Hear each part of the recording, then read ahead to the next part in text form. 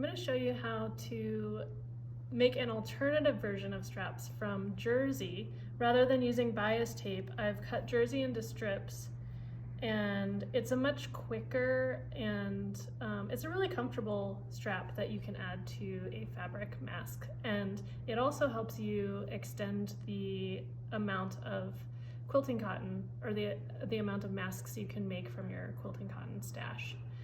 You can make these jersey strips from t-shirts, or you can make it from fabric, jersey fabric. I will show you how to cut it from fabric. You want to cut it along the selvage, like in the same direction as the selvage. If you're cutting up an old t-shirt, you'll want to cut it from top to bottom. So you will cut, I just cut the side seam off and most of the sleeve, and then start cutting that t-shirt into strips. And from one t-shirt you can get quite a few. You can cut the front and the back into 2 sets of strips. So I'll show you how to cut it from fabric. The strips that you're going to cut are going to be 1 inch wide. You can use scissors and just eyeball it, or if you have a rotary cutter and mat, that's a really great way to just quickly cut these strips. I'm going to use a rotary cutter and a mat. And this piece of jersey is about 26 inches long. I find that as long as it's about 24 inches long, it'll be long enough to use for your tie. So this has a little bit of like glue on the edge, so I'm gonna just cut that off.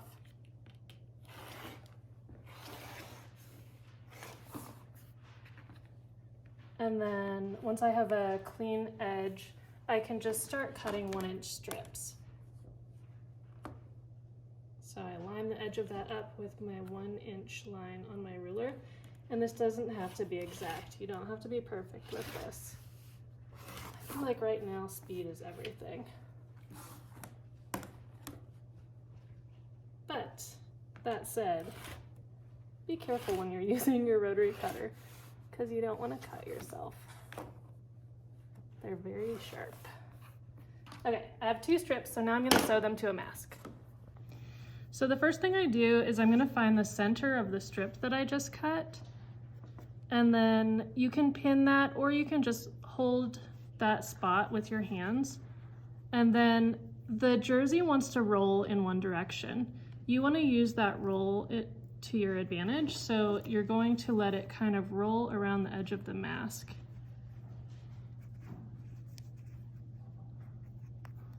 So you've centered the center of the strip onto the center of the mask, and then I just straighten down one edge of it and hold it there. You can pin this if you want, but in order for me to like go as quickly as possible, I'm just going to take it straight to the machine.